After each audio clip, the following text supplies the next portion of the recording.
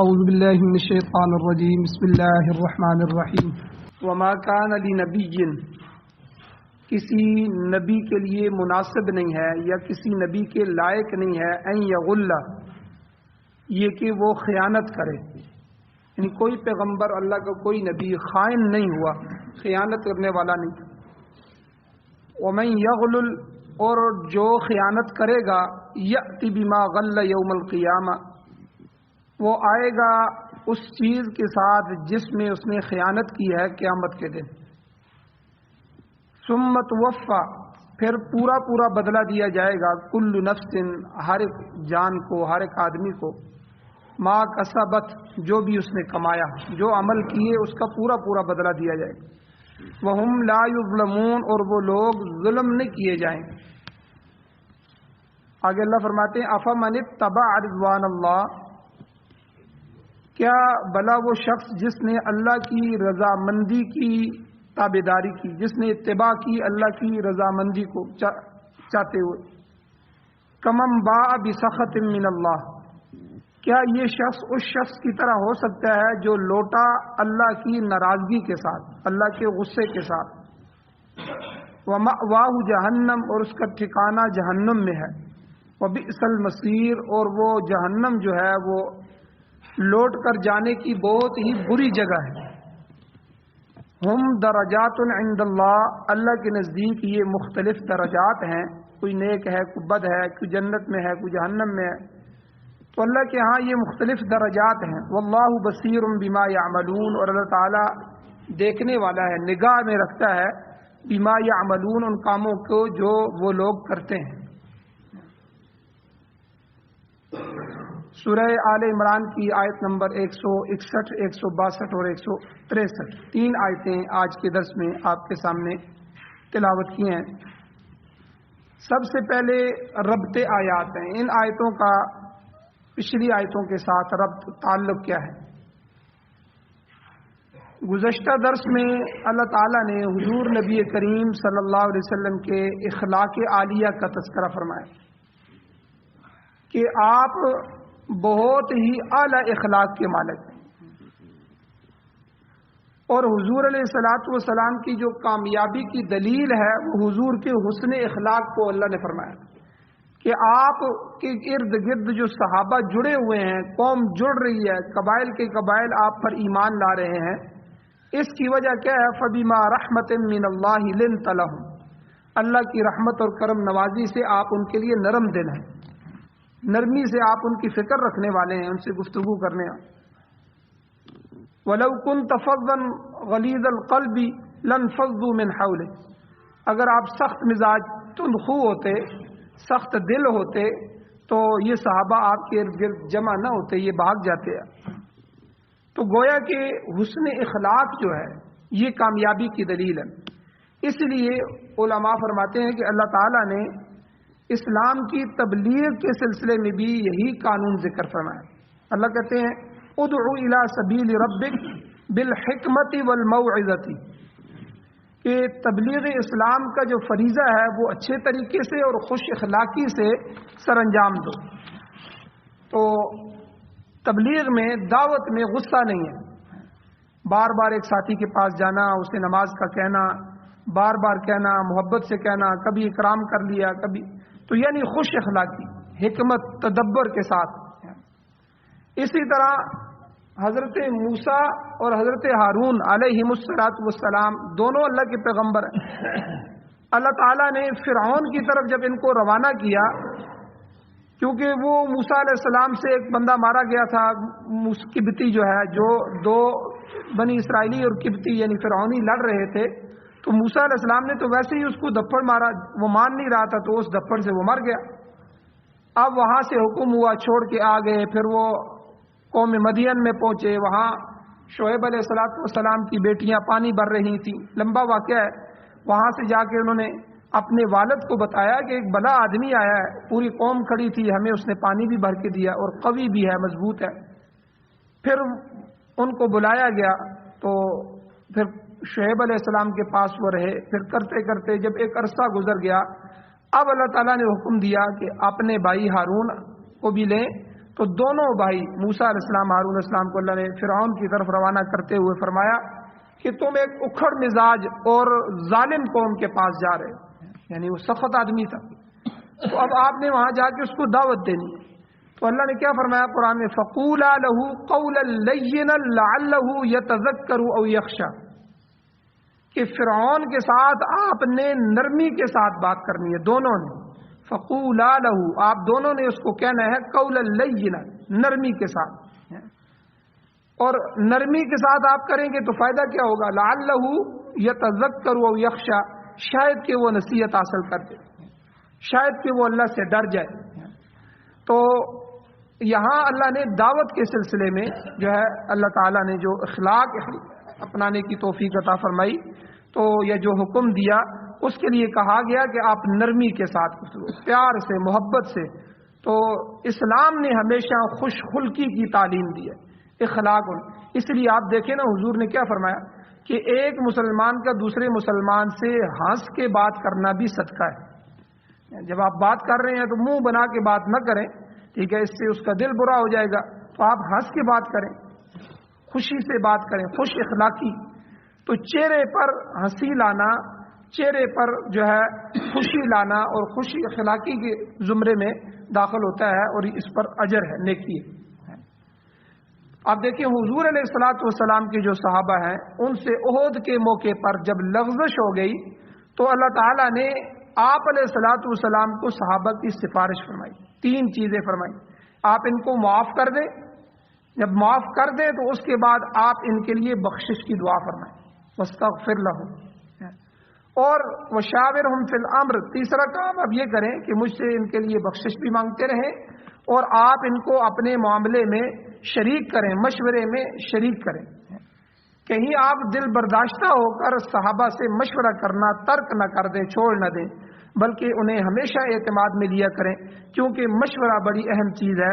اللہ تعالیٰ نے حضور علیہ السلام کو یہ بھی فرمایا کہ مشورے کے بعد فَإِذَا عَزَمْتَ، جب آپ کسی معاملے کے متعلق حتمی فیصلہ کر لیں تو پھر فَتَوَكَّلْ عَلَى اللَّهِ، اللہ کے اوپر بھروسہ کریں، اسے انجام دے دیں، کیونکہ ان اللہ یحب المتوکلین، اللہ تعالیٰ متوکل لوگوں کو، توکل اور بھروسہ کرنے والوں کو پسند فرماتے ہیں، محبوب رکھتے ہیں۔ تو ہر معاملے میں بندے کو اللہ کی ذات پہ بھروسہ ہونا چاہیے۔ بعض لوگ کہتے ہیں مجھے فلاں پر بڑا بھروسہ ہے، مجھے اپنی اولاد پر بڑا بھروسہ ہے، کل بڑھاپے میں کام آئیں گے۔ تو یہ جو بھروسہ اور امید ہوتی ہے، یہ اللہ کی ذات کے علاوہ جائز نہیں۔ اچھا، جب وہ بھروسہ ٹوٹ جاتا ہے، مثال کے طور پر آپ کو پیسوں کی ضرورت ہے، آپ ایک امید رکھ کے جاتے ہیں میرا فلاں دوست ہے وہ مجھے ضرور دے دے گا، مجھے اس پر پورا بھروسہ ہے۔ اب ہو سکتا ہے اس کے حالات جس طرح آپ کے اچانک گر گئے ہیں، اس کی بھی حالات ٹھیک نہ ہو، یا وہ نہ دینا چاہے اور نہ کر دے۔ جب آپ کی امید مخلوق سے ٹوٹے گی پھر دل ٹوٹ جائے گا۔ اس لیے اپنی اولاد سے، بھائی میرے ذمے میری اولاد کا پالنا ہے، میں ان کو پال رہا ہوں، جو اللہ مجھے بچپن میں پالتا رہا ہے، جوانی میں مجھے کھلایا ہے، وہ اللہ مجھے بڑھاپے میں بھی سہارا دے۔ اللہ کی ذات پر بھروسہ ہو، اپنی اولاد پر نہ۔ اولاد تک کئی دفعہ نافرمان بھی نکل آتی ہے، آپ جتنا بھی کریں تو کئی دفعہ تو وہ ایک لقمہ دینے کے لیے تیار نہیں ہوتی۔ تو اس لیے اللہ کی ذات پہ بھروسہ۔ یہاں اللہ کہہ رہے ہیں کہ اے میرے پیغمبر، آپ کسی بات میں فیصلہ کر لیں، پھر یہ نہ دیکھیں کوئی آپ کے ساتھ ہے کہ نہیں ہے، یا کیا ہو رہا ہے کیا نہیں ہو رہا، بس آپ فتوکل علی اللہ، اللہ پر بھروسہ کر کے اس کام کو شروع کر دیں۔ اور اللہ بھروسہ کرنے والوں کو، متوکلین کو پسند فرماتے ہیں، یحب المتوکلین۔ اور آج کے درس میں اللہ تعالیٰ نے اپنے پیغمبر نبی علیہ الصلوۃ والسلام کے اخلاق عالی کو ایک اور پہلو سے بیان فرمایا۔ یہ پہلو تو کل کے درس میں بیان ہوا تھا، آج دوسرا پہلو اللہ تعالیٰ نے بیان فرمایا کہ اللہ نے کہا کہ دیکھو، اللہ کا نبی جس طرح نرم مزاج ہے، رحم دل ہے، عالی اخلاق والا ہے، اسی طرح پیغمبر جو ہوتا ہے وہ امین اور دیانت دار بھی ہوتا ہے، امانت دار اور دیانت دار ہوتا ہے۔ پیغمبر کبھی خائن نہیں ہوتا، خیانت کرنے والا نہیں ہوتا، بلکہ کسی نبی کے متعلق بھی یہ گمان کرنا کہ وہ نعوذ باللہ خیانت کا مرتکب ہو سکتا ہے، یہ نبی کی نبوت والی منصب کے خلاف۔ کیونکہ اللہ کا نبی جو ہوتا ہے وہ معصوم عن الخطایا ہوتا ہے، غلطیوں سے مبرہ ہوتا ہے، معصوم ہوتا ہے، اور وہ امت کے لیے بہترین نمونہ ہوتا ہے۔ اسی لیے عصمت جو انبیاء ہے، انبیاء کا معصوم ہونا یہ اہل سنت والجماعت کے نزدیک سب کے ہاں مسلم ہے۔ سارے پیغمبر معصوم ہوتے ہیں، کیونکہ اگر پیغمبر سے بھی غلطی ہو جائے یا اس کا قول غلط ہو جائے یا وہ خیانت کا مرتکب ہو نعوذ باللہ، تو پھر تو امت کے لیے نمونہ نہیں رہے گا۔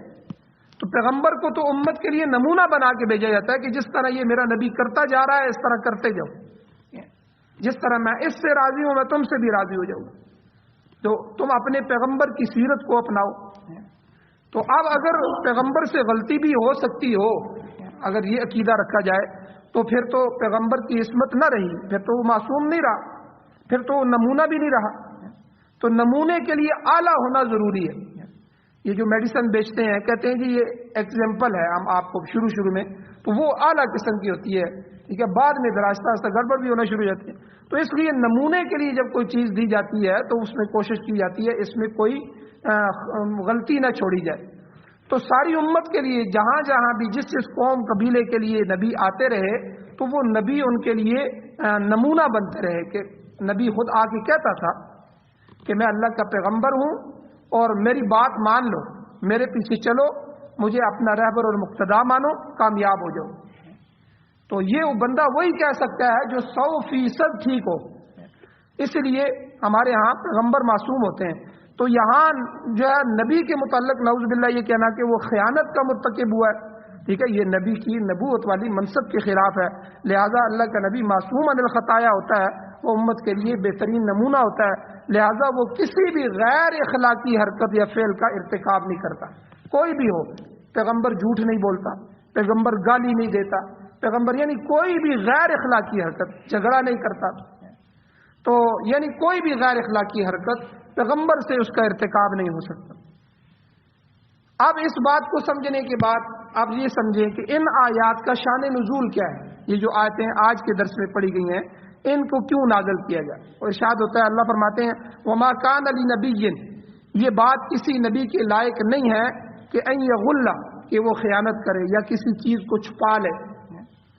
اب مفسرین کرام فرماتے ہیں کہ اس آیت کا تعلق غزوہ بدر سے متعلق ایک واقعے کے ساتھ ہے۔ اب وہ واقعہ کیا ہوا کہ جنگ بدر میں جو اسلام اور کفر کی پہلی جنگ تھی، اللہ تعالیٰ نے فتح نصیب فرمائی۔ اب جنگ میں ہوتا یہ ہے کہ جب جنگ ختم ہو جاتی ہے پھر مال غنیمت سمیٹ کر حضور کے سامنے یا اپنے لیڈر کے سامنے لایا جاتا ہے۔ پھر جس طرح شریعت نے وراثت کے حصے مقرر کیے ہیں، ہر ایک کا حصہ ہوتا ہے، ٹھیک ہے، بیٹے کا اتنا، بیٹی کا اتنا، والد کا اتنا، والدہ کا اتنا، ٹھیک ہے، بیوی کا اتنا، اور اسی طرح دوسرے حصے ہوتے ہیں۔ تو اسی طرح غنیمت کے حصے ہوتے ہیں، پیادہ ہیں ان کے ہوتے ہیں، گھوڑ سوار کے ہیں، اور پیغمبر کا اپنا حصہ ہوتا ہے، اور اسی طرح بیت المال کا ہوتا ہے۔ یہ سارے حصے جو ہوتے ہیں اس میں ان حصوں کے مطابق غنیمت کو جو ہے ان کمانڈروں میں، ان مجاہدین میں تقسیم کیا جاتا ہے۔ اب ہوا یہ کہ غزوہ بدر میں جب سارا مال جمع کیا گیا، اس میں جو دشمن بھاگ گیا، کوئی تیر چھوڑ کے، کوئی تلوار چھوڑ کے، کوئی چادر چھوڑ کے، کوئی پاؤں کے جوتے چھوڑ کے، کوئی تسمے چھوڑ کے، جو کچھ بھی ہوتا ہے وہ سارا مال غنیمت ہوتا ہے۔ اب مال غنیمت جب جمع ہوا تو اس میں ایک کمبل یا چادر وہ گم ہو گئی، مل نہیں رہی۔ اب اس کے متعلق مختلف خیال پیدا ہوئے، کسی نے کیا کہا، کسی نے کیا کہا۔ بعض نے کہا کہ شاید یہ چادر حضور علیہ السلام نے خود لے لی ہے۔ اب یہ بڑی سخت قسم کی بات تھی کہ یہ چادر نظر نہیں آ رہی، بھائی وہ شاید حضور نے رکھ لی ہو۔ اب یہ دو آدمی بات کر سکتے ہیں، یا تو مسلمان نے کی ہوگی یا کسی منافق نے کی ہوگی۔ اب اگر منافق اس طرح کی بات کرے تو اس سے تو کوئی بعید نہیں ہے، کیونکہ انہیں تو بات کرنے کے لیے کوئی بہانہ چاہیے ہوتا تھا، دیکھو جی پیغمبر نے رکھ لی ہے، ہو سکتا ہے انہوں نے لے لی ہے۔ ہاں البتہ اگر یہ باتیں کسی مسلمان نے کی ہوں تو اس نے یہ سمجھ کر کی ہے کہ حضور علیہ الصلوۃ والسلام کو کوئی بھی چیز حاصل کرنے کا مکمل حق حاصل ہے، یعنی حضور کو اللہ نے اختیار دیا تھا کہ اگر آپ سارا بھی رکھنا چاہتے ہیں تو آپ رکھ لیں۔ تو شاید اسی حق کی بنا پر، اسی اختیار کی بنا پر حضور علیہ السلام نے اس چادر کو لے لیا۔ تو بہرحال اللہ تعالیٰ نے، اللہ کو یہ پسند نہیں آئی بات تو اللہ تعالیٰ نے نبی علیہ السلام کی طرف ایسے فعل کے ارتکاب کی سختی سے تردید فرمائی اور لوگوں کو خبردار کیا کہ تمہارا نبی اخلاق کے عالی مرتبے پر فائز ہے، لہذا یہ گمان بھی نہ کرنا کہ مسلمانوں کی اطلاع کے بغیر خود بخود بھی حضور علیہ السلام نے کوئی چیز اپنے لیے رکھ لی ہو۔ ایسا نہیں ہو سکتا، پیغمبر کی طرف تم یہ قول منسوب کر رہے۔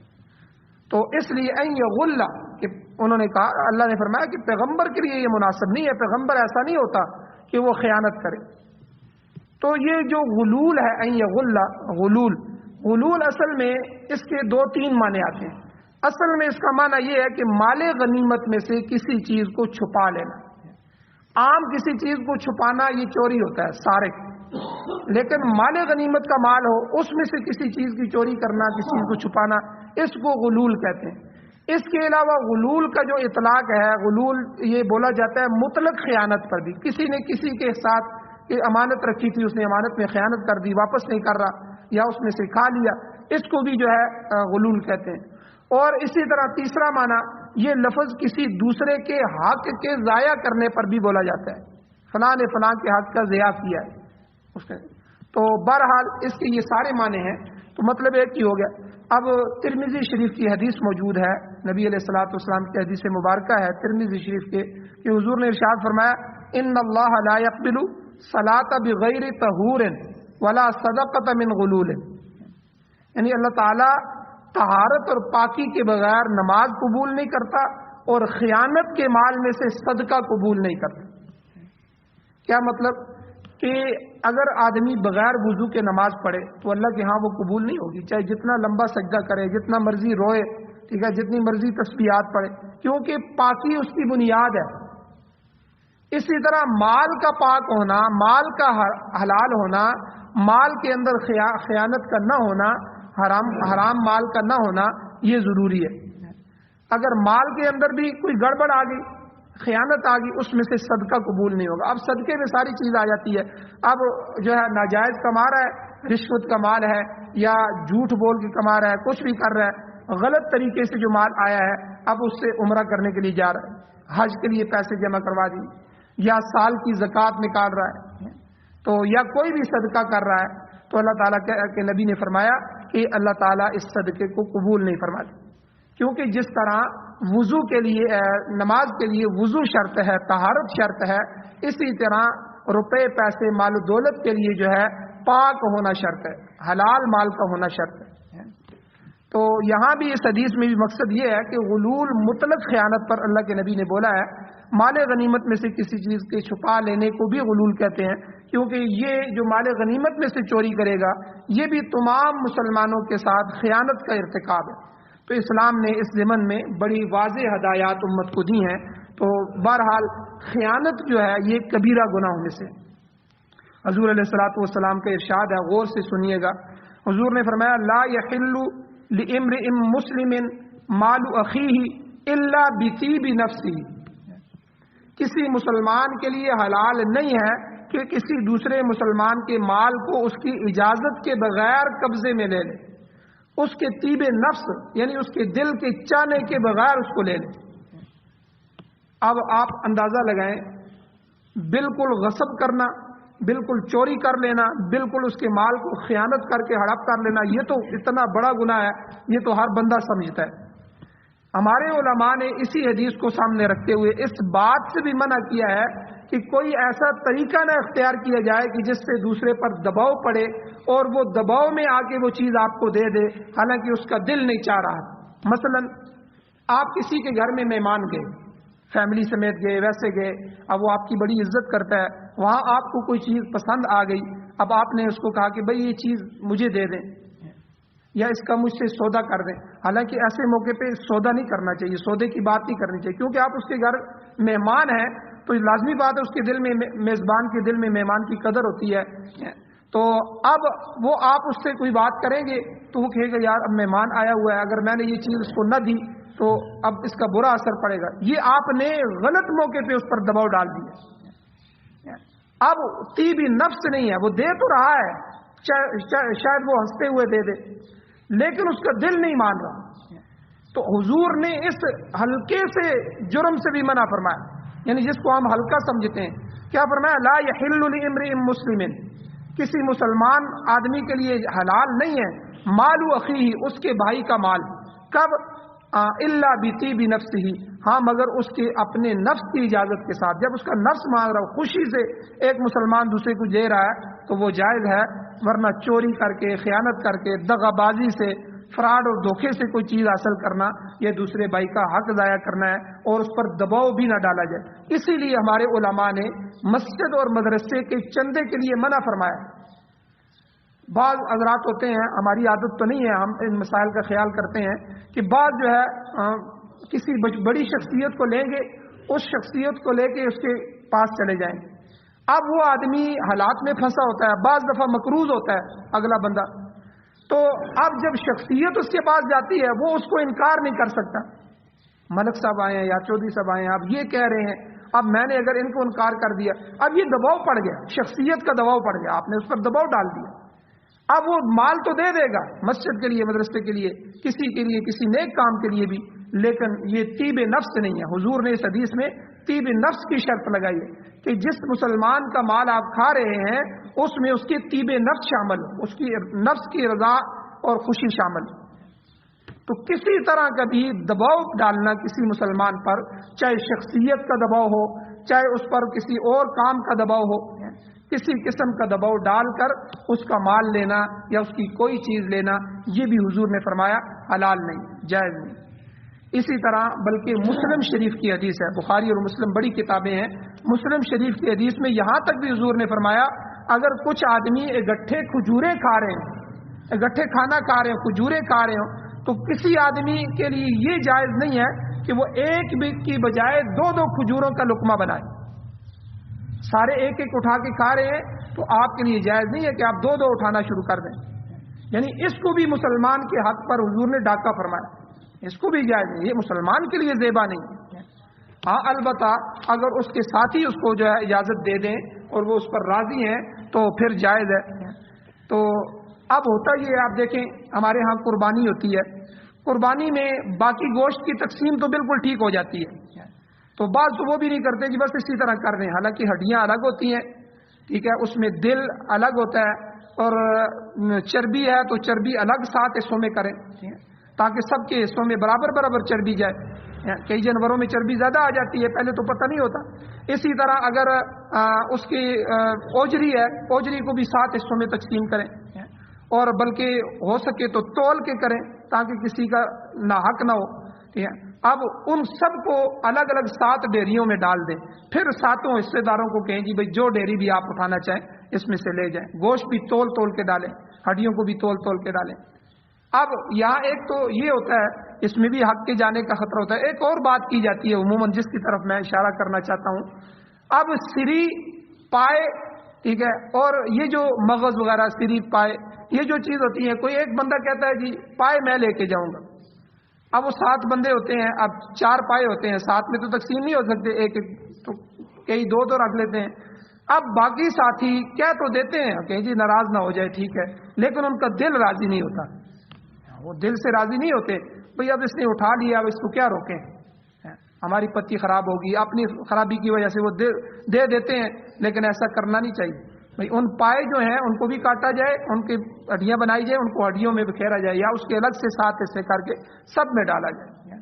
تو یعنی یہ چیز حضور نے اس حدیث میں فرمایا کسی مسلمان کے لیے کسی اپنے بھائی کا مال حلال نہیں ہے الا بطیب نفسی، ہاں اس کے نفس کی رضامندی کے ساتھ اگر ہے پھر جائز. اور اسی طرح ترمذی شریف میں ایک واقعہ آتا ہے، غزوہ خیبر کا ہے یا کسی اور جنگ کا، کہ حضور علیہ السلام کا ایک غلام تھا، کرکرا اس کا نام تھا، تو وہ جنگ میں مارا گیا. لوگوں نے کہا کہ دیکھو یہ حضور کا غلام ہے اور شہادت اس کی مبارک ہو. اس پر نبی علیہ السلام نے فرمایا کلا، ہرگز نہیں، وہ تو جہنمی ہے. تو جب صحابہ نے وجہ پوچھی تو حضور علیہ السلام نے فرمایا اس غلام نے غنیمت کے مال میں سے ایک چادر غصب کر لی تھی، غنیمت پڑی ہوئی تھی، اس نے ایک چادر لے لی اور وہ چادر شعلے بن کر اب اس کے ساتھ چمٹ رہی. اب دیکھیں کسی مسلمان کے، ہم اب جاتے جاتے جو ہے کسی کی کوئی چیز اٹھا لیتے ہیں. اب یہ کتنے سبزی والے ہیں، یہ روکتے تو نہیں ہیں، لیکن جو بھی آتا ہے وہ کوئی گوبھی اکھاڑ رہا ہے، کوئی کیا کر رہا ہے، بھئی ان کے دل کو بھی تو دیکھیں اس پر کیا گزر رہی. تو کسی مسلمان کا مال اس کی اجازت کے بغیر، اس کے دل کی رضامندی کے بغیر جائز نہیں ہے. تو حضور علیہ السلام نے اپنے غلام کے متعلق فرمایا کہ اس نے ایک چادر لے لی تھی اور بغیر اجازت کے، اور اب وہ چادر میں دیکھ رہا ہوں کہ وہ جہنم کی آگ بن کے اس کے ساتھ چمٹ رہی ہے، اس کے شعلے بن رہے. لوگ خوفزدہ ہو گئے. صحابہ فرماتے ہیں کہ جس کسی نے بھی کوئی چھوٹی چھوٹی چیز بھی مال غنیمت میں سے تقسیم کے بغیر حاصل کی تھی، سب واپس کر دی. حضور علیہ السلام نے فرمایا کہ اگر کسی شخص نے جوتے کا ایک تسمہ یا 2 تسمے بھی حق وصول کیے ہیں تو وہ بھی دوزخ میں لے جانے کا باعث ہے. تو حدیث کے الفاظ ہیں، آپ نے فرمایا شراکن فی النار او شراک و شراک کانی فی النار، ایک تسمہ آگ کا یا 2 تسمے آگ کے. بلکہ ایک شخص نے مشترکہ مال میں سے ایک معمولی سا داغا رکھ لیا تھا، داغا ضرورت تھا، اس نے اٹھا لیا. جب حضور علیہ السلام کی یہ وعید سنی، حضور نے یہ فرمایا تو وہ داغا لے کر حاضر ہو گیا. آپ علیہ السلام نے اس کو فرمایا کہ بھائی اب تو مال تقسیم ہو گیا، اتنے مجاہدین سے اب سارا مال میں نے سامنے تقسیم کر دیا ہے، اب مجھے بتاؤ میں اس داغے کو ساری قوم میں کیسے تقسیم کروں؟ کیوں اٹھایا تھا یہ داغا آپ نے؟ اب میں اس کو کیسے تقسیم کروں؟ اب یہ تمہیں جہنم میں لے کے جائے گا، تم نے غلط کام کیا. تو کہنے کا مطلب یہ ہے کہ حضور نے سخت ناراضگی کا اظہار کیا. اور ان احادیث سے پتہ چلتا ہے یہ خیانت کے زمرے میں آتا ہے، اور خیانت کبیرہ گناہوں میں سے. اور پھر چہ جائے کہ پیغمبر کے لیے کہا جائے کہ انہوں نے چادر رکھ لی ہوگی.